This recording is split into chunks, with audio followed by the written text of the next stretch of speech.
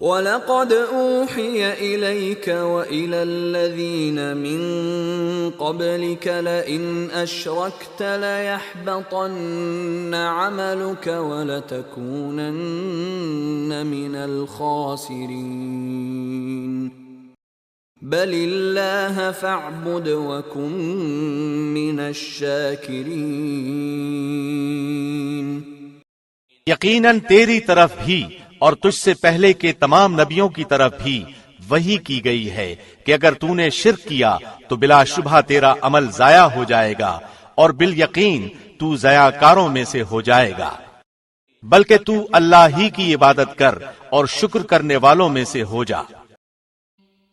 And it was already revealed to you and to those before you that if you should associate anything with Allah, your work would surely become worthless, and you would surely be among the losers. Rather, worship only Allah and be among the grateful.